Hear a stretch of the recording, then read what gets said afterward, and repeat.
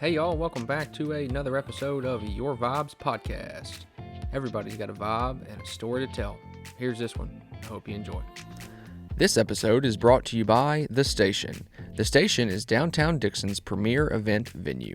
Located inside historic Mulberry Mill, The Station is a perfect space for a wedding or reception, birthday party or baby shower, conference or class, photo or video shoot, and even a live music performance. Just a quick 45-minute commute from Nashville, Clarksville, and Columbia, the station provides your guests with a classy and convenient experience in the heart of downtown Dixon's up-and-coming environment. To book your next event, please contact Andy Truman at 336-693-4311 or email her at events@mulberrymilldixon.com. And we are off. I've got Miss Lauren in here today. How are you? Good. How are you? I'm lovely. Sitting here with a buffet of some homemade pasta of your specialties. Yes. Thank you for bringing this in. I've been starving today. You're welcome. So tell me about the pasta. What do you got here? Okay, so I've got butternut squash ravioli. It's a plain dough filled with butternut squash, ricotta, parmesan, all the fall seasonings. This one? Yes. Okay. And it's got our harvest butter on it. Cool. Which is roasted garlic, rosemary, thyme, sage, all in a butter that you melt over it. Wow. Okay. So, do you come up? I guess you definitely come up with your own stuff. Yes.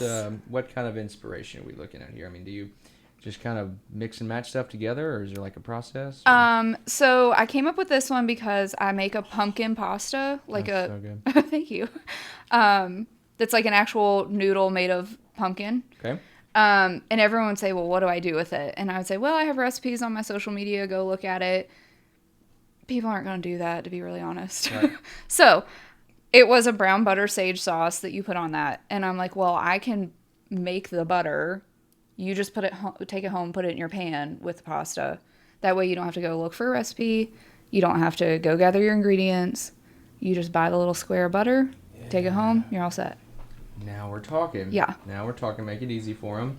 It's kind of like, what is that, Blue Plate or Blue Apron or something like that. So it's just kind of pre-made stuff that you can pour over it. All right. Well, it's mighty lovely. What's this one right here? That one is crushed red pepper and garlic spaghetti. Okay. And it's got tomatoes in there. Okay. Some Parmesan cheese. The tomatoes are from our garden. So are the herbs and the butter. Cool. We try to use stuff that's seasonal. All that. So how big is your garden? Pretty big? No. No. But are these cherry tomatoes or grape? Yeah, they're little cherry tomatoes. Okay. Yeah, they're pretty easy to. Yeah, and they grow a bunch on the plant too. Cool. So where do you get all your ingredients from? The flour obviously is just kind of flour. Yeah. Cool.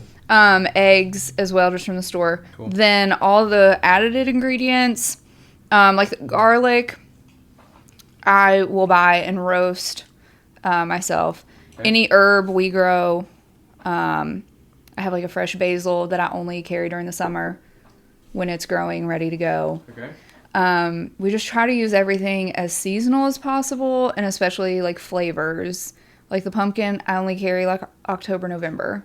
Mm-hmm. After that, we're going to phase it out and go somewhere else kind of thing. Okay. So we try to keep it as seasonal, ready to go, all that. Cool. So where do you get is there like a special kind of pumpkin you have to use, or can you just get any kind of pumpkin? No, any kind of pumpkin. So when you break it down, I mean, what do you like just do like your carving, just cut it open and then scrape all the insides out? And you have to roast it so that it'll be like you can puree it. Okay. So it's pumpkin puree and flour and salt are the only three things in that one. Okay. My other pastas have egg in it. I can make it without egg. I have a ton of clients who are vegan or have an egg allergy. I can totally do it without that. I do plenty of orders all the time for stuff like that. I'm hogging it over here. Oh, you're fine. Right. Hold on, I'm going to shut this door real quick. We're good.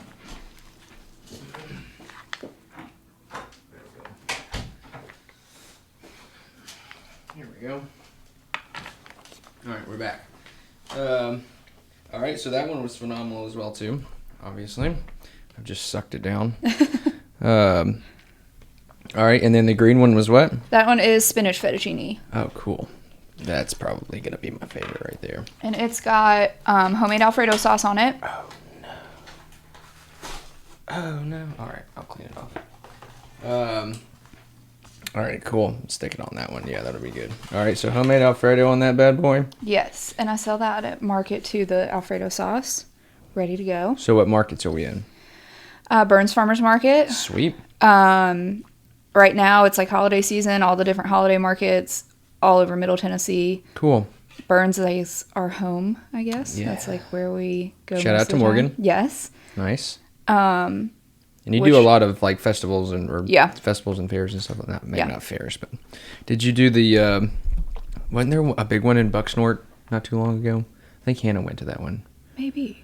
Okay. I don't know. You were at the Lonesome Cabin one though, right? Yes, I went to Lonesome Cabin. Cool. We had one that was once a month standing at a place called Inside Out Markets in Gallatin. Okay. I had a friend who knew the owner of that shop, and they were going to do like a summer series with local artisans. Okay. Once a month. So we did that once a month. That just ended in October. So most of the markets run like March or April through October, seasonal. Cool. Then the holiday season kind of kicks in, and those are like the bigger individual one-off kind of things. So is the holiday season like your busiest season? Absolutely. I can imagine. So a lot of people needing a lot of food for just to take to family events. It's easier for you to make it than for them to make it. Yes. I also have a lot of people that will order for like dinner parties. They want to kind of show something that's different or be able to have something for friends to come over that's not just your usual like chicken. Sure. Absolutely. Yeah. Yeah, and this pasta, all varieties of it, is definitely a good addition to. So why pasta? Where did that come from? So I actually have the attachments on my KitchenAid. My husband gave them to me as like an anniversary gift a few years ago. Cool. Thought it was going to be really fun. Tried it out, started making it at home. It was really great. He loved it. And we went to Summerville, South Carolina, where my mom lives. And there was a lady there selling different flavored pastas at their farmer's market. And her line was like 30 people deep. And my husband's like, you can make this. Why are we not? Like, you can do this. So I came home, played with it. Just got used to everything from that. And actually, in June of 2020, so we moved to Burns in March of 2020, right as the pandemic hit from Bellevue. Okay. And we were all like, working from home, not going anywhere. What do we do with all our time? And Ashley with Burns Mercantile had posted that she was going to do like a local farmer's market that summer if you wanted to just like come set up and try it out. So I said, well, I'll take my pasta, see how it goes. Who knows? I just sold one bag the first day. Nice. Hey, it's one bag. It was pretty bad. Yeah. But that's okay. I just kept going back over and over and over, and eventually got to the point where I was just like selling out, getting into bigger markets, doing just like all sorts of stuff like that. So that's kind of where it started. And now I go through probably like 25 pounds of flour a week. Whoa. Just like cranking it out. Cranking pasta. Wow. Okay. Yeah. Good for you for keeping on going too, There's a lot of people who kind of give it up. Yeah. But you kept on chugging with it. I was like, well, I have nothing else to do on Saturdays. Sure. We're going to try it out. We're just going to keep going. So this was your Saturday routine? Yeah. Was just making a whole bunch of pasta? Yeah. Does your husband help as well too? He cannot cook. I'm sorry. He can eat pretty good, yeah. though. Yeah, he cannot cook. That's good. So is it just pasta, or do you have any other kind of lines of anything else too? So I do the pasta. I do some different flavored butters. Okay. I do the Alfredo sauce. Okay. And then I also do take and bake meals. Oh, yeah. So it's like double the pasta that's in here. So it's 12 ounces of pasta. And I do like a chicken Alfredo. So it's got the chicken, the Alfredo sauce, everything ready to go. Instructions on the top. You just throw it in your oven. Oh, cool. Yeah. I do Lovely like that. idea. A lasagna. Different like pasta salads during the summer. Mm-hmm. Anything. So do you cook for your family too, or are you pretty much Yes. exhausted? Oh, boy. No, my routine is that I get up, I make my pasta dough because it has to rest for a couple hours. You Right. can't just like roll it out immediately. Wake up, make my pasta dough, go about my day. In the afternoon, I'll roll it back out, cut it into the shape, and then make dinner for everybody else that's not our pasta. So do you have like a specific pasta refrigerator that you have to keep everything in? We have 4 freezers in our house. That's awesome. We have 4. We have 2 refrigerators and 4 freezers that we just like alternate. Wow. All the stuff. Everything is covered in flour at all times. I can imagine so. Yeah. Hopefully, I'm glad nobody's allergic to flour in your house. Right. That would be I a hope disaster. That never happens. Right? Yeah. Yeah, we were just talking about my dog's allergies and yours as well, too. So, yeah. That's not an easy thing to deal with. I hope that doesn't happen. Yeah. So, do you have, obviously, gluten is a thing. I mean, you doing some gluten-free stuff you're trying to? I have so many requests. I've tried like 3 or 4 different flour alternatives. The problem is with pasta, you need it to stretch, which you need the gluten to be able to stretch. It's almost so impossible. hard. Yeah, I can imagine. I try so many different ways. I can't get it to work. Yeah. And I always have people who are like, I just really want gluten-free. And I hope one day I can figure it out. Sure. You can't please everybody. Right. Especially right off the bat. Yeah. Working out of your house. I can handle no egg. I can't handle So no what do you gluten. use in supplement of egg? Olive oil. Oh, Yeah. cool. Do you ever use like an avocado oil or anything like that too? Or is olive I oil definitely pretty much- could. Yeah. I haven't had a request for it or whatever, but I definitely could. Cool. Yeah. Wow. I mean, you've got another job too, right? Yes. Kind of. Yeah. Sweet. Yeah. Try to phase out a little bit. Yeah, I've been in private banking for about 10 years. Okay. And pasta has taken over my life. Yeah, I can imagine. So slowly trying to phase out of that to go pasta full time. Okay. Yep. So where does it go? I mean, what's next on the list for Miss Lauren? Louie's Linguine, by the way, and it's named after your wiener dog? Yes, Louie's our little wiener dog. Mm-hmm. And he looks like a noodle. Yeah, a long spaghetti noodle. Everywhere we go, they're like, that's the longest dog we've ever seen. I'm like, yeah, he is really long. I don't really know where that came from. That's so silly. Yeah, so my next step is finding a kitchen space to make it commercially. Okay. That way I can sell in retail stores. Right now I'm limited to markets or porch pickup, delivery, that type of thing. So I need to find somewhere to do commercial kitchen space, roll out my dough, be able to sell it, either at a restaurant, in a retail store, something like that. And another thing is to find a spot to do classes so that you guys can learn how to make pasta. Yeah. Yeah. Now, were you, correct me if I'm wrong, were you doing that at, when you go to the festivals and stuff? I don't typically if it's an artisan vendor type situation where it is just sales. Mm-hmm. When we did Lonesome Park Bicentennial, I did show how to roll it out like by hand, which I don't do at home. I have a machine. But I was showing, and like the kids loved it. They just thought it was like so funny. So no, I've never been able to find a spot to actually bring smaller pasta machines in. They would be hand crank because you wouldn't be doing large amounts. Sure. But just to teach people how to do it, how to make your own dough, if you wanted to do a flavor, how to flavor it, that kind of thing. Okay. Wow. Yeah. Yeah, those classes are really taking off. Yeah. I know Elizabeth at Boardable 615, well, I don't know if she's done a charcuterie class. She may have done a charcuterie class, but she brought somebody in to do like a cocktail class too. Mm-hmm. And I think people just love that stuff. Yeah, especially gives them something to do. Yeah, it gives them something different to do. It's an interactive experience. People, like you were saying, quarantine, it really shook everybody up out of their routines. Right. You know what I mean? Yeah. And it kind of, I just read so much about people making bread. Yeah. There was like you couldn't find flour anywhere or yeast. Or toilet paper. Yeah, that too. So you're needing some kitchen space. Are you going to just solely keep it pasta, or do you have any other thing, and the sauces and stuff as well too, and the butters, or is there anything else rolling around in your head that? For right now, I really want to focus on the fresh pasta. I feel like people don't know that fresh pasta is different than a dried pasta. What's the difference? So I keep the dough completely fresh. It's never dried out. It's like, it's just like a fresh dough. Like it would feel to you like a Play-Doh kind of. So then when you boil it, it only takes like 2 minutes. It doesn't have to absorb the water. Oh. So you're just cooking that like flour and egg basically up to temperature. Okay. And it gives you, people talk about like pasta water. You hear it on Food Network all the time. Like, what is pasta water? The starch that comes out of the flour makes your water kind of like murky. Mm-hmm. And that will create like a perfect sauce. People are always like, oh, I want to go put a sauce on it. What do I do? Don't, please. Just put your pasta water and like some cheese and veggies on your pasta.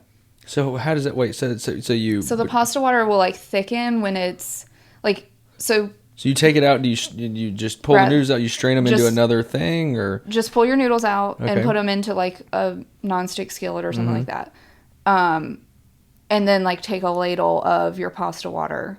Okay. And put it in there. And it will like emulsify and give you a pasta sauce. Just put some like Parmesan cheese. Like that's what's on the spaghetti. Yeah. Wow. Rather than a full like marinara sauce. Okay. Yeah. So you're not a fan of marinara sauce? No, I love it. I make it for lasagna. It's perfect for that. Okay. You need something in there. But with like the flavored pasta, I'm counting on the ingredients in the pasta dough to give you the flavor rather than... It's like putting A1 sauce on a steak. Right. Yeah. Exactly. Got it. Now. I'm blonde. Sorry, it takes me a minute. So I just want people to taste the flavor of the pasta and the texture that is different than like a dried box of spaghetti. Okay. So do you have a favorite pasta that you cook? My favorite is a lemon pasta. No, it sounds strange. Okay. It's really, really fresh. It's lemon zest instead of lemon juice, so it's not sour. It's just the essence of the lemon. Yeah, sure. It hits all the senses. Yeah. Wow. What about your marketing? So, I mean, are you just pretty much on Facebook and obviously going to the festivals and stuff, or anything else behind that? Social media, Instagram, Facebook. Are you on TikTok? I want to be. I have an account so that I could save the name so no one took my name. Okay. I don't know how to upload videos. I'm not a good millennial. I have no idea how to upload the videos. I need to get on that. It's quite a jump. I ask a lot of people who obviously, pretty much every company right now is a tech company. I mean, you have to be. Right. I mean, in some sense, form or fashion, you have to be some sort of, technologically savvy of sorts in order to market appropriately. And I don't know what it is about TikTok. There's either people that are like all in. Right. There's several people in Dixon that are like all in. There's a guy that has a lock picking thing. He was on a couple episodes ago or last episode. Yeah, he changed all the locks in my house. Oh, yes, how about that? I know him well. Yeah, Lock Pick Rick. Yeah, like he right off the bat was just getting crazy amount of followers, just picking locks and showing people how easy it was to pick locks and all that. So I think it's just one of those you just gotta figure it out. You just hit that little plus button at the bottom. Yeah. Hopefully I don't have any followers yet. Yeah. There is an account on there that, I mean, the world knows everything that you want on the internet. Mm-hmm. And there is an account, I think he lives in like New York or something, and he makes like crazy shapes of pasta. Yeah. So he'll roll it out, and he made some that looked like succulents the other day. Ooh. And I was like, I gotta figure this out. So cool. I mean, he made it look so easy. I'm sure. Which maybe it is easy. I've never tried to make succulent shaped pasta. But he has like a huge following on there, and I'm like, see, I gotta figure this out. Just little niche kind of things, right? You know what I mean? Yeah. Yeah, you can come up with your own thing. So what? So besides pasta, obviously you love pasta, and you're kind of phasing out, as starting a business as well as you just kind of gotta obsess yourself over it. Yeah. I'm learning that pretty quickly. I as well. So I work here doing sales, business development, quote unquote. And started an entertainment company that is taking over my life quickly. Yeah. But they all work together because I niche in the hospitality space. So, okay. It's they kind of feed the same funnel at that point. Yeah. But self-care is obviously very important. So, I don't know, just tell me a little bit about you and kind of, besides pasta, what maybe you're interested in doing and any kind of twerk somebody may be interested in knowing about you. So I am from Virginia. Okay. About 2 hours west of DC in the mountains, Shenandoah Valley. Grew up there. Is there a country song about that? Yeah, so or is it Shenandoah? That's the name of the band. Okay. But there is Country Roads Take Me Home. Yeah. It's in that. Oh, so, there you go. You're famous. Yeah. We fun little fact, my little town is 17 miles from the border of West Virginia. A lot of stereotypes about West Virginia are sometimes true. Mm-hmm. And so my husband thought that I was from West Virginia for so long, and he kept telling people this, and I didn't know. And I would meet these people, and they'd be like, oh. And I'd be like, no. Finally, I figured out why they were thinking that of me. And I was like, no, we're close to West Virginia. We're in Virginia, though. We're still divided by a state line. We're still in there. But I grew up there. I loved it. And then I went to college at East Carolina University in North Carolina. Loved that. It was right on the coast. Grew up going there all the summers. My grandparents lived there, all that kind of stuff. And so after that, I majored in psychology because what was I going to do with my life? I didn't know. And I worked at a finance company, loved it, said, well, too late to go to college for something different. I'm just going to run with the finance thing. Decided to move to Nashville. I think before it was really cool. It's been like a decade now. Maybe before it was like really popular. Right before. And so moved here, got a job working in commercial banking, just worked my way from there. I do a lot of volunteer work. I've sat on the board with a couple different organizations in Nashville. Cool. Like kids and dogs. Try to help all the organizations that help the kids and the dogs. What organizations are you working with? Nashville Children's Alliance. What do they do? They provide therapy and help with like court cases for physically and sexually abused kids. Okay. There's one in each county. Okay. So that one's in Davidson County. There would be one in Dixon County, Williamson County, etc. Yeah, that whole section, when it comes to kids, I mean, obviously you're pulling some heartstrings on that one, but just the statistics on sex trafficking and sex abuse and all that is just, even if it's not right in front of your face, a lot of us don't see it on a daily basis, thank goodness, but, the market out there for something like that is just unbelievable right now. They usually have a waiting list of about 60 kids just to see somebody to get, basically they do interviews with the kids, forensic interviews basically, where police watch on the other side of the door to pick up, record, and then they use that in court cases. And then they also follow that child to do therapy through the age of 19. Oh, wow. Yeah. So it's a lifelong journey almost, or at least half of it. So how do the kids get involved? I mean, is it just like a family member that may alert somebody, or do they bring themselves in? Or So it's completely free of charge. It is in with like the police department and all that. They're all in the same building. All the services are free.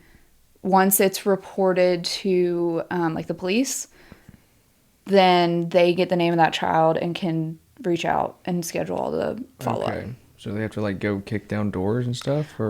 Well, like if you were in that situation and you said, well, I have a therapist that my child can see, we have health insurance, we have, the means to do that. Okay. That's okay. You can do that. If it were a situation where the cops have already investigated or done more into it where they don't need an initial interview, then they're not involved. So it's somebody who calls and says, I don't know what to do. This has been reported, or I saw this. We got to figure something out. That's where they come in. Oh, man. Yeah. And so what's your role with the organization? Just a board member. Oh, cool. So we don't know any information about the kids. We're not involved in any of that just for legal reasons. Right. So just a board member, just like fundraising and trying to get awareness, that kind of thing. So do you help plan the fundraisers and stuff too? Yeah. I guess as a board member, those aren't easy to do either. No, not at all. Yeah, I'm on like 3 different boards right now, and it's just all over the place trying to get it marketed, and ticket sales are, crazy how that works. So are y'all doing like seated dinners or live auctions or just? They do some of that. They do. Okay. We just had one in October that they partner with the Nashville Police Department for like a talent show. Oh, so fun. the different law enforcement, whether it be detective or on cop on the streets, any of it, if they have a talent, they can come and perform, and they have a ton of talents.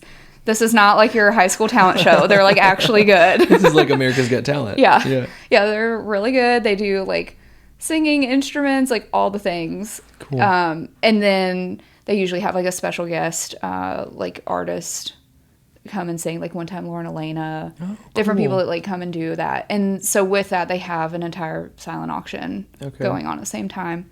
That's their big fall push. Okay. Where do they do that? At Nashville Palace by like Opryland. Oh yeah. Yeah. Okay. Cool. Yeah. Pretty good turnout or usually. Opry Mills, I guess. Yes. Okay. Yeah. That's always nice. Great. Planning a big event like that and having nobody show up is a pretty tough thing. I know that they gave it a good shot for the chamber sound on the ground thing. Oh yeah. A little poor turnout, but that's okay. It's only a year or two of them doing that, but Corey at the chamber put in a lot of work, so I'm just glad it turned out the way it did, and they'll do it again next year for sure. I feel like I always miss out on Saturday events because I'm at markets. You cooking And then pasta it's or like selling it, yeah. And I'm like, darn it, I missed that. Yeah. Well, one day you'll be able to find some help, and Yeah. that's always the plan too for growth. So, so y'all moved from whereabouts in Bellevue did y'all live? On Sawyer Brown, like behind the new mall, Yeah. the old new mall that they tore down. Complex or whatever they Yeah. had over there. So we had a little house in like the Cross Timbers. Cool. Kind of I know neighborhood. exactly Yeah. what you're talking about. Yeah, I grew up right next to the Lovelace, actually. yeah. Yeah. Still, probably. Well, I say it's underdeveloped, but that stretch of High 100 is getting crazy. It's got its own little community now. Yeah, they really do, with like a Dairy Queen. Right. Yeah. Woo-hoo. Once Yeah. you get a Dairy Queen, you're on the map, baby. Right. You're on the map. Yeah, and then they've got now a massive NHC facility. I've They seen just that. put in a huge, like across the street on Pasco Road, like $1 billion development Yeah. of homes and townhomes and church and That's crazy. all kinds of stuff. I know. I mean, Bellevue just got too busy. Absolutely. When we moved there, we had lived there for like 7 years in apartments and then decided to buy a house. And when we bought that house, the mall that was old was like leveled. There was nothing there. There were talks and plans about building it again. And then it started building, and then it just became like huge. There were huge apartments with it. There was like the Ford Ice Center. It was just like busy all the time. We needed to escape that. Yeah. And so you moved to Burns. We're out in Burns. By Montgomery Bell. Oh, that's Yeah. nice. Yeah. Cool. And do you like Burns so far? Yes, we love it. It's growing as well. I think Burns is a little underutilized at the moment. Yeah. They're trying real hard, and I think Morgan's doing a great job over there with everything she's trying to stir up and put Yeah. them on the map too. But A lot of times when people say like, "Oh, where do you live?" I'll be like, "Oh, out towards Dixon in this place, a little town called Burns." I'm like, "Oh, I've been there," and I'm like, Yeah. "Oh, thank you, Like, yeah, right. thank you so much." Thanks for visiting. I Right. appreciate it. Yeah. And Dixon's growing as well too. So I mean, what your move out to Dixon? Obviously, it's been a pretty successful one. I mean, is a lot of your business here in town? Or are you Yeah. all over the place? Most of my business is in town. Okay. Dixon or Burns. Couple in Charlotte, but all of it pretty close. I mean, I was only doing markets here up until April. Okay. So then in April, when I signed on to do the market in Gallatin, that opened like a whole new book because I didn't know anybody there at all. Thought I'd try it out. Yeah. And I had this one woman, she was so sweet. She was an older woman. And every single week she would come and buy every meal that I had pre-made. She loved them that much. Sweet. And she was like, I just put them in my freezer. And I mean, so awesome. she probably lived alone. Like, Sure, she just threw them in the oven. And she would eat them for a month. And then when I would come back the next month, she'd buy them all again. That's so nice. So I hope that they had, it's called Inside Out Markets. And it's kind of like a high cotton concept, like smaller vendors inside one building. And then they had like a small little cafe inside. And so I've done some talks with them about maybe doing like a feature night with my pasta and then like coming, serving my pasta Okay. as their dinner that night or something. Cool. And I hope to be able to do like drop-offs once a month, something like that, because I do have people that want pasta now up there. So. Yeah. Wow. So you are expanding the market. So I guess this, the festival thing is probably going to be where it's at for a little bit until you can find some space. Yeah.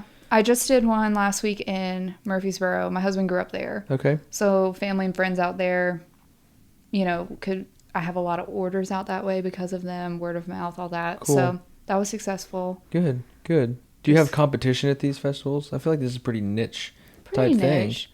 There's some in Nashville, like Okay. in central Nashville, like downtown, that do some pastas, fresh pastas. They are a lot bigger than I am. Mm-hmm. I mean, they have like huge industrial machines Okay. that are cranking out the fresh pasta, and I can't do that. Not yet. Yeah, Not yet. Not yet. And that's what I was saying about Dixon too a couple episodes ago is that it's such a nice area to start a business because it's just developed enough to where there's, I think last count was like 55,000 people that live here. And the median income is going up as well too. Job quality is going up as well. So, those people that would typically go buy the boxed pastas or things like that, now you have a whole new market for somebody that has pretty much no competition. Right. That's fantastic. And you can kind of pick a little thing and do it and do some little test runs and, You know, you're not going to lose a whole market of people Right. if something messes up or whatever it may be. There's people here are a little more forgiving than Nashville. Probably so. Yeah. I would agree. I get a lot of people that will come back, that will buy like one small little bag. Mm-hmm. And they'll be like, okay, thanks. And then they'll come back next time and be like, oh my gosh, I didn't know this is what it was going to taste like. Like, please give me more. Give me a trash bag full of it, please. Yeah. So, I mean, that's like, I enjoy that because I felt like at first I'm like, do these people even like it? Are they even cooking it? Are they taking it home and thinking like, I don't know, and just like leaving it? But I've now gotten a lot of repeats and have steady customers that want all the time. So that makes me feel better. Awesome. Yeah, absolutely. It always takes just a little bit to get off the ground, you know, and spread the word. Like doing trivia, it sucked for a little bit, you know, but it just took like being consistent about it and moving forward and changing things up and different marketing and better prizes and just random stuff like that, you know? Yeah. Starting a business is fun. It's also a headache though. It's not. I think I've done better or been able to balance it because it's been slower. Yeah. Like, I feel like had I made my first Facebook post and I would have had 500 orders that day, I wouldn't have known what to do. Sure. So I am glad that it was a slow build and not just like this immediate craziness. Sure. Yeah, it allows you time to, you know, adjust and be flexible on the whole thing. So having been in Dixon, I've been here, I guess, for 8 years now, and I've seen quite a few changes, but being involved and getting to know people and obviously starting a business here, what do you love about it? You know, I kind of preached on it a little bit, but I mean, what's your jam about Dixon? I like the small town feel. You still have a lot of amenities. I really like the fact that there's so much outdoor stuff to do as well, but then you can go downtown, there's shops, there's restaurants, there's all these little things to do. And like you said, to build a business here, I could have never done this in Bellevue. No. Like, this would not have taken off. No one would have cared. The sense of community there is just so much different. Right. Yeah. And so, I mean, we got to set up for free in front of Burns Mercantile to try it out for 4 or 5 months before I ever even sold like 20 bags of it. You know, like, I mean, it took a long time, but it was just us trying over and over and over. And finally it just caught attention and, you know, built from there. So I just love the fact that people do care about small business here and they care about the people that are running it.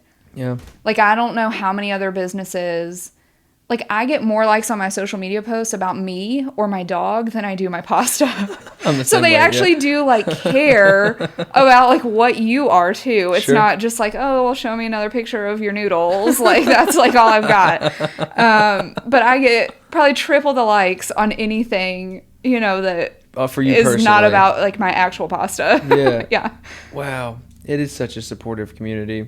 And there's what's good too is that there's, like you were saying about Bellevue, is that there's a big Nashville push coming out here right now. I mean, so much to the point where there's no houses for anybody. So, you know, not only is kind of the population growing just in general, but the quality of the people that are here that kind of appreciate the finer things, you know, which is necessary because obviously just inflation and cost of living in general is going to go up. But I think a lot of people are starting to become really health conscious as well too, and just like for us in general, I mean, we've pretty much eliminated all fast food and a lot of processed foods, and unfortunately, with everything going on right now, the cost of just everything in general is going up. But you know, you've got, like I keep saying, bringing up Elizabeth, but then you've got Victor as well too. You've got the brewery, you know, people that have a craft and care about it and charge a little extra. And you've got the market to do. I mean, you're not trying to do it in like Humphreys County right now, which would be a little more difficult, but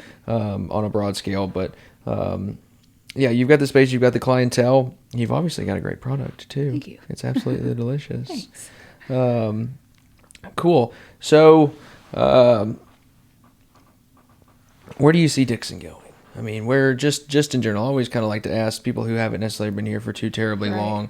Obviously, downtown's expanding quite a bit, and little sections are kind of popping up here and there. They're putting the farmers market. That's another thing for you right there too.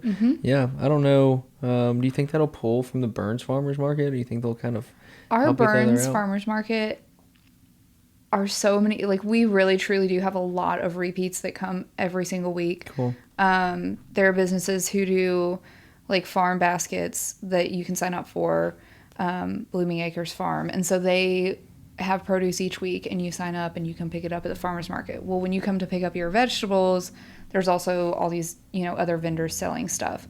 Or like Morgan will have pumpkins. Well, people just love pumpkins and mums and all that in the fall. So then it pulls everybody else. We interrupt this episode with a message from our sponsor. This episode is brought to you by The Station. The Station is downtown Dixon's premier event venue. Located inside historic Mulberry Mill, The Station is a perfect space for a wedding or reception, birthday party or baby shower, conference or class, photo or video shoot, and even a live music performance. Just a quick 45-minute commute from Nashville, Clarksville, and Columbia, The Station provides your guests with a classy and convenient experience in the heart of downtown Dixon's up-and-coming environment. To book your next event, please contact Andy Truman at 336-693-4311 or email her at events@mulberrymilldixon.com. Now let's get back to it and enjoy the rest of this episode. Burns, you drive through Burns and you think, well, who lives here? You don't see any houses when you go through Burns at all. Mm-hmm. But there's so many people there. The clientele is there. The people who want finer things are definitely there. Yeah. It's just like getting the word out and saying, we have the finer things, or we have the health, focused things, or whatever it may be. Come to the Burns Farmers Market. Yeah. So it'll take a minute for it to catch on. Yeah. This year was successful, though. It was our first time out there. It was not, we did not fail. Sure, absolutely. We did not fail. Yeah, you moved forward just a little bit. Same thing with the barbecue fest, too. That was a huge hit. Insane. Absolutely. It seems like Dixon's doing something almost every couple weeks. Yeah, I would definitely agree. And like I said, I don't ever get to go to anything on Saturdays. And I'm like, man, I missed out on that again. Because there's like every week there's an event that I want to go to. Sure. And it's like, I can't go. Well, and I think that now that, we're doing like the Spring Street Festival and moved Old Timers Day a little bit. And now this year, actually, we're doing something every single weekend in December too. Yeah. So there's like a Christmas crawl with like hot chocolate and candies and stuff with some businesses. A couple other things. I should know this. I'm the event coordinator, but I think it's the weekend before Christmas. I think it's the 18th. We're getting 2 reindeer from Morristown. Yeah, they're bringing them. It's $1 a mile to bring them there and back. You can't touch them. Okay. And they don't necessarily like rain. Right. So they're just kind of there for looks, and I don't know. You may be able to feed them. I don't know, but we're doing a toy drive along with that as well too, to go see the reindeer. So maybe if it's maybe one of those Saturdays, you'll be able to do something. At High Cotton on the 11th for like a pop-up December 11th during the Christmas parade. Is that the it's like the back alley. Humane Society, is that what it is? What did you say it was? At Events on Main? High Cotton. Oh, at High Cotton. Yes. Oh, not Events They're on doing Main. like a back alley artisan thing. Oh, are they? Yeah. On cool. the 11th. Okay. Andy does a great job over there. Yes. She was on, and she was just telling me how many people she has to manage. And I knew it was a lot going on, but I did not realize it was close to 100 people she's having to deal with. Yeah. That's a lot. That's a lot of people to have to, especially for tenants. They've always got something to say. And I think they've done a great job with that space, too. I like the mix-match deal. And, you can go in there and find anything you want. Yep. Dixon's really good at that. There's a lot of creatives in this town. Yes. I would definitely agree. Maybe it was a sense of community missing from, like, Bellevue before. But I felt like everyone just went to work and then they went home. And there was no, like, hey, I do this, or I know how to make this, or I want to do that. Dixon 100% has that. Like, everybody has something else that they do, or an interest, or they want to get involved in something else. I feel like everybody wants to volunteer or pitch in time. It's great. Yeah, it's hard to kind of find a group in a town like that, unless you're already kind of have been there for a while and maybe you've known everybody for a long time. But Bellevue doesn't really have, your little board groups that you can be a part of, or they may have a little market or vendor thing every now and then, but just consistent networking with the same Right. people is not necessarily available there. And that's how you grow, period. Is just get around people, same people, then different people, and then same people again. And Yeah. are you a part of did I invite you to the networking thing? Oh, I need to do that. But Sorry. on November 2nd, I'm bringing pasta to it. Oh yeah, Yes. at Lonesome. Yeah. Yes, cool. Yes. Can't wait. Yeah. That's what. Yeah, Morgan had mentioned something. I was So like, I'm all right, bringing hell yeah. some pastas Okay. and like little Italian sandwiches. Okay. Some little finger foods. Get out of town. Yeah. Thank goodness. It's always good when people have food. Yeah. Absolutely. She requested what I should bring. So Oh. she was like, these are the things you need to bring. Yes, So ma'am. I'm Yes, working on ma'am. it. We got Yes, it. Got it. Yeah. Morgan's such a sweet girl. Yes, she's awesome. I'm so glad that she wants to be so involved as well too. And she's good at what she does, and she does a lot of it for free. Yeah. Pretty much all of it. Pretty much all of it. Yeah, pretty much all of it. Kind of have to do that at first, if you're trying to drum up, especially something so new in a community that's hasn't ever had anything like Right. that. I did it as well too, as far as trivia and bingo and stuff like that goes. You've got to kind of just, I guess, prove your worth Right. at first, and kind of eat crow for a little Yeah. bit and move on with it. Wow.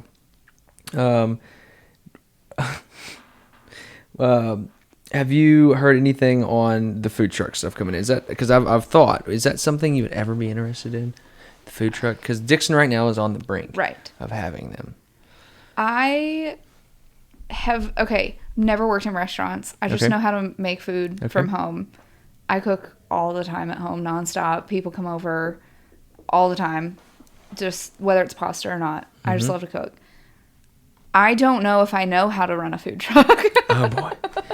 I'm not sure if I would know how. I mean, I could learn. Sure. But I don't know how you would keep it fresh. Maybe you could. So what I do is when I make the dough, roll it out, cut it into shape, I immediately freeze it.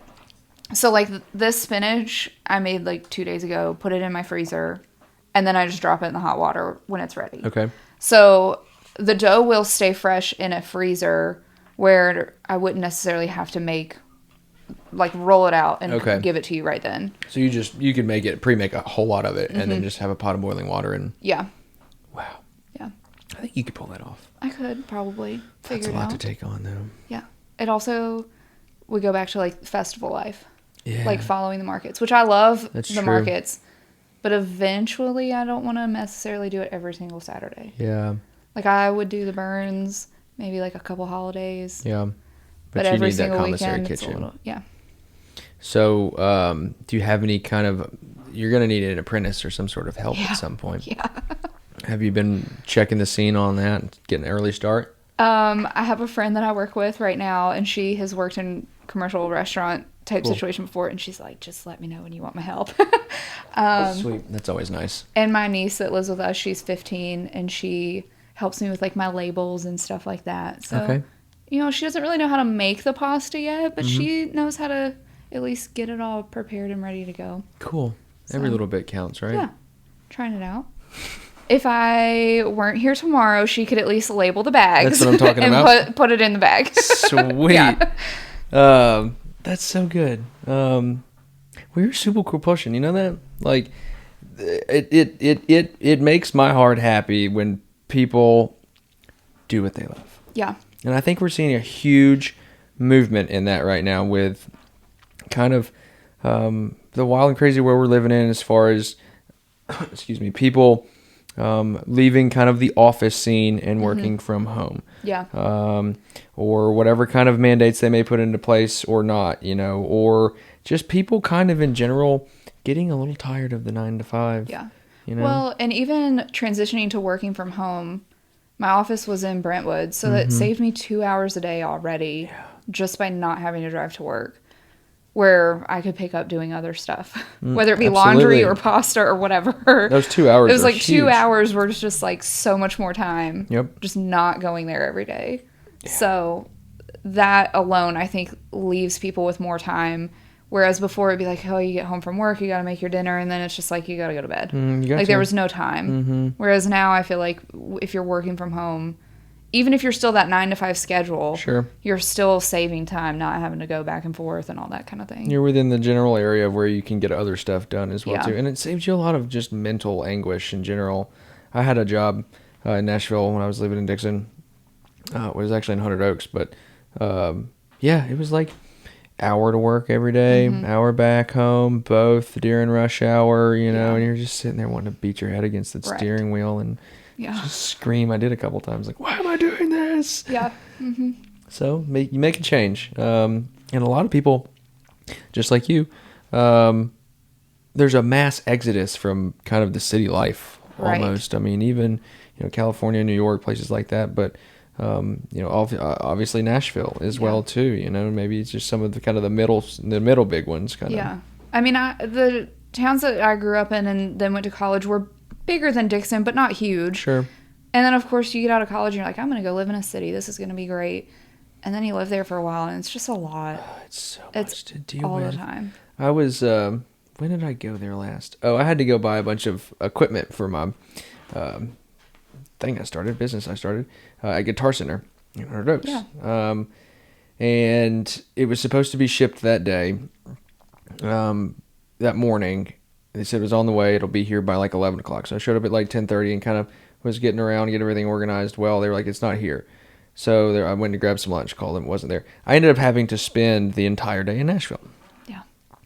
I was driving around, almost had a panic attack. I haven't driven around in Nashville in a long time. Like, we'll maybe go, like, me and Anna Claire's hideout is Jonathan's, or we'll go to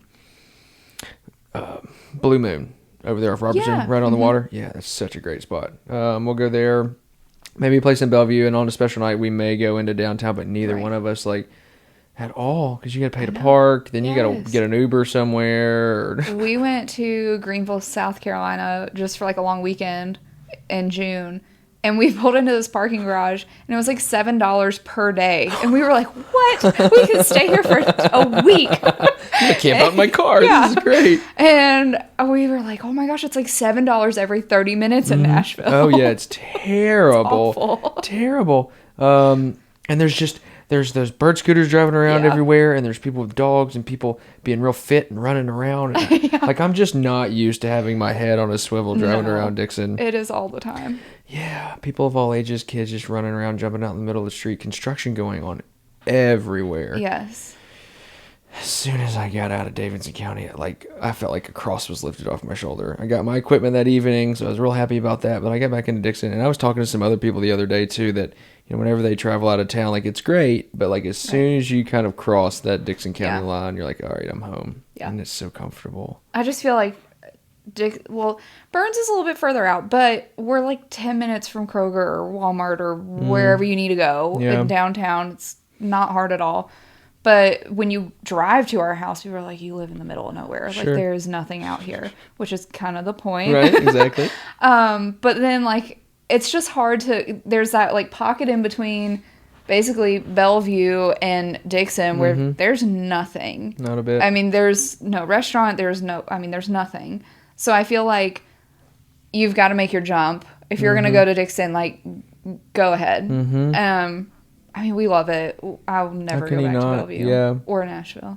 Yeah, at all. It's just too much. No. Way too much. Yeah, and the void of, you know, Bellevue and then Kingston Springs and Fairview is kind of what you've got. And Fairview, I like Fairview, and I don't know, with it being in Williamson County, I don't know why it isn't more developed than what it is, you know? I mean, it just got so much potential. It's easy to get to. So easy. Yeah. So easy to get to. I mean, you've got an 840 exit right there, too. So, I mean, you can kind of jump from even Murfreesboro, really. I mean, it's just easy to kind of dump off into Fairview and to Wam. I mean, even grow up in Bellevue my whole life. Like, I've always wondered, okay, this is Williamson County. Like, I feel like Williamson County is supposed to have the bouginess. It may not be real clustered and close, but, like, it's supposed to be a bunch of bouginess there. So that's one of the things. Like, if you live in Fairview, you're paying Williamson County taxes. Yes. But you don't have the amenities that, you know, the Franklins or Spring Hills or anything like that does. Yeah. We actually looked at a couple houses in Fairview when we were, like, leaving Nashville.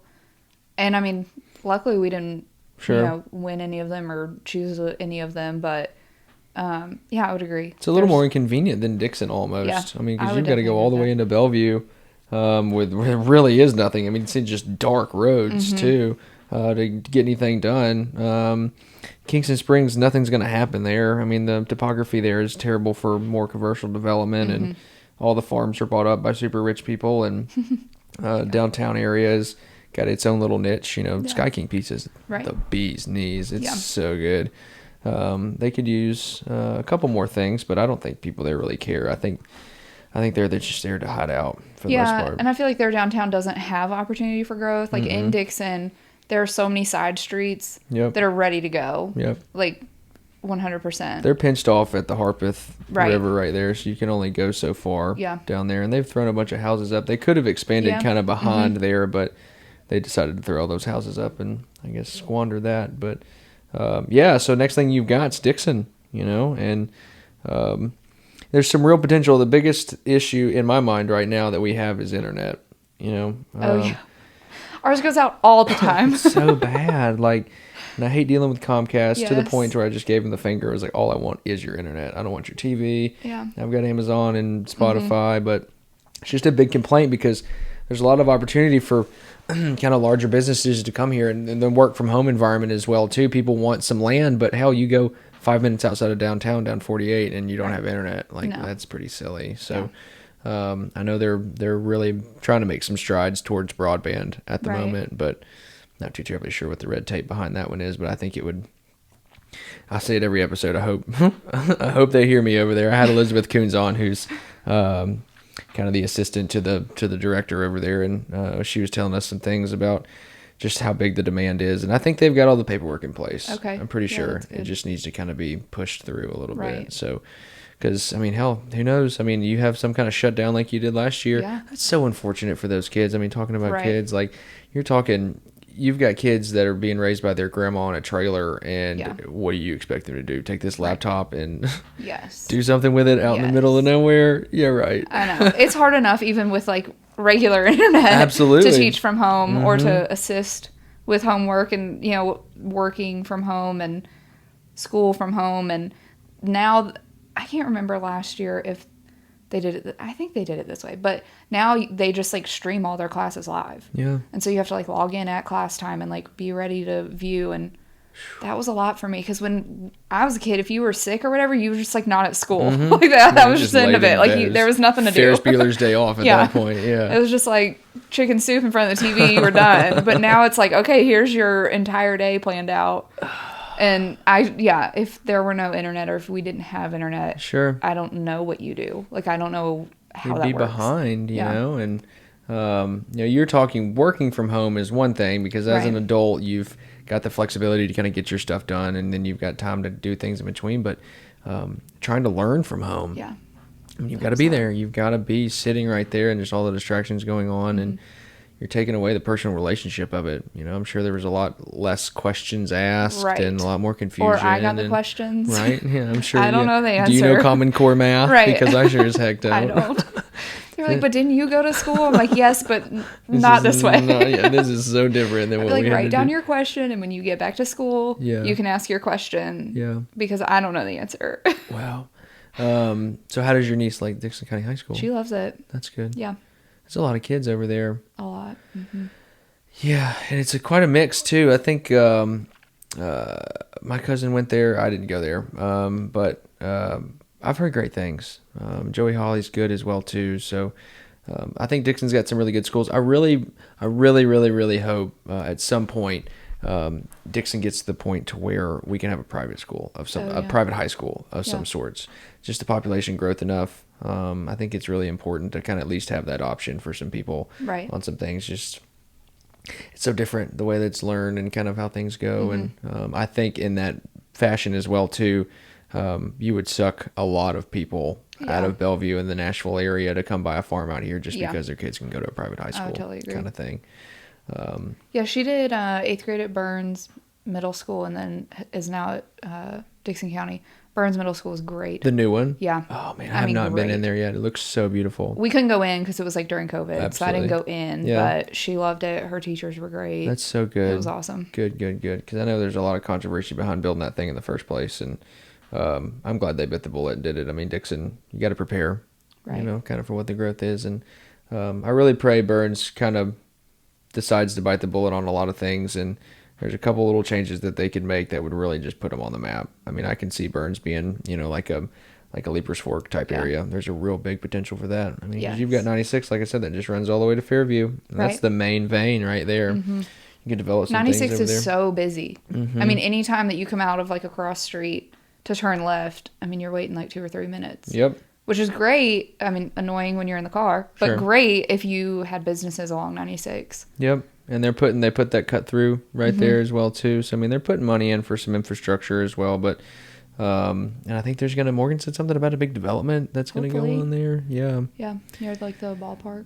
Yeah. So I was at a chamber luncheon the other day, and I think that there's potential. There's been approved like 1,500 condo units for all over Dixon that have been approved to be built. So obviously they're preparing for something. They're doing their traffic studies and seeing kind of how much business Dixon is getting, and McAllister's just opened. I love McAllister's. I haven't been there yet. I haven't either. I was so frustrated with myself because I reminded myself in my mind and did not write it down to go on like opening day. Yeah. And I totally missed it. And then I saw it on Facebook and I was like, darn it. Dang it. I missed it. Yeah, you could have stood in line for free sweet tea for a year. I don't know if I would have done that. I was talking to somebody.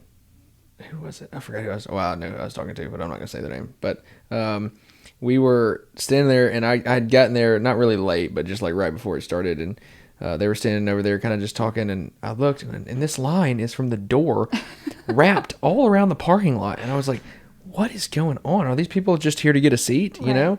And they were like, and the conversation, prelude to the conversations, we were talking about how hard it was to find help and that people just don't want to work anymore. And here they are. And here they are standing in line for free sweet tea for a year at like 10 o'clock in the morning on a Monday or a Tuesday. And I was like, there's more people standing in line for free sweet tea than there are for a job application. Right. I was like, they should require these people to at least fill out the application in order to get their free sweet tea for a year, whether they take the job or not. But that's a good idea. Yeah. People show up for free stuff all the time. Just give them the job application with their free item. They do, yeah. Morgan said something great the other day. It was like, if you do 1 or 2 free things, everything seems to be free. You know, you just get people showing up for the free stuff and you end up losing money at the end. You know, you can have your kind of giveaways, but there's got to be some skin in the game. Yeah. In order to make something happen. I would totally agree with that. And that's kind of another breaking point where Dixon's at right now is that, and just in general, people are trying to get away from the whole college scene, you know, and whether they have a passion to move forward on something or just kind of lazy, you know, college just doesn't really seem to be for everybody. So, you just I went and I don't use it. I don't either. I went to 3 different schools, 4 different majors, and I made it in 4.5 years. Yeah. And I don't use it. I got a agricultural economics degree. Yeah. I did psychology and child development. Yeah. You kind of use child development a little bit. Yeah. Yeah. I mean, I really wanted to do that. And then it's like you get a job and you see the money and you're good at that. Yeah. And you're like, well, I can just make money now doing this other job that has nothing to do with my degree. Or I can spend like another 2 years in school. Yeah. Not making money. And so it's like, well, as a 20-year-old, you're like, oh, well, I need some money. Yeah, I'm just going to stick with that. Yeah. Yeah, and all the debt going on right now, too. The student loans that just aren't getting paid back. Like, it's just I see so many, like, internet memes about that. Just all the time. All the time. Yeah. It's unfortunate. I'm very thankful to not have student loan debt. Yeah. But yeah. I feel like I would follow those memes if I were in their position. No, absolutely, right? But there's a big push for the technical colleges and stuff. And maybe even, like, I've always thought this too, like, stuff that you've got going on, you could become like a little mini professor over there and do like a home ec cooking class or something. Okay, my husband, who cannot cook, I mean, literally cannot Can't make a peanut butter and jelly sandwich. Cannot do any of it. Always tells me, well, I took culinary arts in high school. And I'm like, I don't know how you passed. And he always goes over this entire story of, like, his teacher was the manager at Little Caesars. And, like, I'm like, I'm sure they went to culinary school for that management position at Little Caesars. Yeah. But he is like, I got an A in that class. And I'm like, I think they just passed you because they didn't want to deal with you. Like, there's no way. And so the other day he was like, why don't you just become the home ec teacher at Dixon County? And I'm like, well, you have a point. I could do that. Yeah, you definitely could. Yeah. Cooking's definitely very important, especially quality cooking. Right. Well, he always like spits out definitions of something that he learned in that school. And I'm like, yeah, but can you do it? Like, I can say it. He's like, I know what a roux is. And I'm like, but can you make one? Like, no, you can't. So just stop talking about it. Oh, that's so silly. Yeah. Well, good. He sounds like a supportive husband, too. Yeah. He likes to taste test. That's awesome. And he helps set up. And I have this like big freezer with my logo on it that I haul around everywhere. Cool. It's pretty heavy, so he helps me get that going. In and out. And you got a generator and stuff you plug it into? Most of the time, people have electric available. That's true. So I don't carry one. Yeah. Okay. But if needed, I can. And that's so nice that you don't have to really do anything on site. Like, you just freeze it right and you're done. And then... Yeah. Wow, it's like a Papa Murphy's kind of thing. Right. That's why we have 4 freezers at our house. Oh, yeah. Filled to the brim. Yes. Do you rotate it pretty quickly? Yeah. Like, I usually will make, let's say, 100-ish bags a week. Okay. And... most of the time, like, that's gone in the weekend. Oh, wow. At a show or event. So then that's awesome. It's like empty. So how long does it take you to make 100 bags? The whole week. The entire week. I usually do... just see you with just flour going everywhere. All over the... Yes. It's pretty controlled to, like, actually make it. It's when I'm, like, moving it from one place to another and there's just, like, flour trailing behind me. Like, Pigpen... on the peanuts. So do your dogs get all... you have to like put them away while you're doing this? Yeah, they don't... the only one that's ever around is Louie, the little wiener dog, because he likes to just kind of follow around and do stuff. So he sometimes has flour on his like little back and he's just walking around. But they do understand the noise of like the machine that will cut it. And so like some noodles, like if your sheet of pasta isn't exactly square on the sides, like little pieces will fall off where it didn't fit exactly in the cut part. And so they know that sound and they'll come like wait under it because they'll know like the little tiny pieces will fall. So they're little vacuums. Right. Okay. Yeah. So they do understand that noise and they will come like sit beside it. Hold on. Mom's going to drop something. Yeah. Even though it doesn't even like, there's a counter underneath it. I guess they just like hope that maybe one rogue piece will like hop off the counter and they'll get it. It's like Pavlov's dogs over there, isn't it? Yeah. They know the noise of the pasta machine. Do they have a favorite pasta? Do you feed them? No. Okay. A lot of it has garlic in it, which is like a no-no for dogs. Sure. So, no. Okay. They don't ever really get it. But I do have a genius idea. What's that? Because it's like Louie's Linguine and he's the dog, is to make like a peanut butter dough. Okay. And bring it to the market. Like I wouldn't put it through my pasta machine just for like peanut allergy situations. So it would be kind of like hand cut, not super uniform. But to bring that to an event. So would you still cook it, or could you? Peanut butter dough would just be like a peanut butter pasta kind of thing. It'd be like peanut butter and like oats. Oh, cool. And like roll it for like your dog. Yeah. Like your dog can have pasta too. Yeah. Getting into the animal space is always pretty key. I'm also that person that's like, oh, it's for my dog. But yeah, people love stuff for their dogs. So I guess humans could eat it too. Yeah, it would totally be anything that we could. It's like sharing an ice cream cone with your dog, right? Yeah. Have you seen the commercial? I don't even know what it's for right now, but he makes the plate of spaghetti and he has like one with like sauce and meatballs on it and one with just like plain noodles, and he comes and sits down on the couch and the dog like gets on the couch with him and eats it. No. That's exactly what made me think I need to make a dog like pasta dough. Yeah. Yeah. Have your dogs eat with you. Right. They'd be pretty messy eaters though. Yeah. That's okay. It's okay. That's totally awesome. Fine. Great idea. Yeah, I think because I know that I guess Hannah may have gotten into it, and some other people have kind of maybe gotten into just those vendor booths. You've always got some kind of dog something, some kind of dog treat, or like a dog scent, or not scent, a dog spray, kind of for the scent. Yeah. Cool. All right. Well, you got anything else? I got to tell Louie how to make it. Yeah. It's like, that'll be your thing. Little paws. Yeah, little tiny paws out there. Yeah. You gotta figure that one out. You can't discriminate. You gotta do something for cats, too. Oh, man, I don't know anything about cats. You don't? No. Have you ever had a cat? Yeah. Okay. Growing up, we had cat. Okay. We had a few of them, but... Not a cat person? I mean, if I, like, found one or one wandered into my house, I would totally keep it and help it. But I would not go seek a cat. Yeah. We didn't really either. I haven't seeked any of my animals at all. One of them popped up on Facebook. My wife was like, we got to have it. Okay, fine. And then I almost hit my other one with my car. It jumped out in front of me in the middle of the road. Oh, no. And I pulled over, and she just sat down and looked at me. And I opened my door, and she just jumped in, laid down in the front seat. And I took her to the vet. She had a chip. Called the owner. He had like 6 other dogs and lived on a farm. He was like, oh, she always runs away. Like, you can have her. I'm like, okay. Well, I go back to the vet, and they called him. And he was like, yep, you can have her. I was like, okay. So they changed all the stuff on the chip, and they were like, before you take this dog, we just want to let you know that, and I forgot the name of the guy, but apparently the guy that had the farm was a farm manager for an ex-Predators player. Oh, yeah, that makes sense. Yeah, and the Predators player had moved to Colorado, I guess, to play for whatever team out there. I'm not a hockey fan, but and left the dog with the farm owner or the farmhand, and but before he had left, he had put her through $5,000 worth of obedience training. Yes. And I was like, whoa. I was like, no wonder she's so well behaved. Like, because I brought her, after I took her to the vet, like, he wouldn't answer my phone call when I was calling him. So I brought her back here, and she just laid right down at my feet. Yes. When I worked in sports and music, like banking, a lot of them would get dogs to go on like their tour buses. And they would spend thousands of dollars to train them like exactly what to do. Mm-hmm. And they would bring them into the office, and they'd just literally sit there. They would not do anything. Just not move a bit. Yeah. There's a guy, I guess he's homeless. I don't know. I don't want to judge, but I've seen him walking up and down the street all the time with stuff and a pit bull. I think her name's Pretty Girl, I think is her name. But he goes over to this tobacco shop all the time, and I saw him sitting outside, and where did I go? What was I doing over there?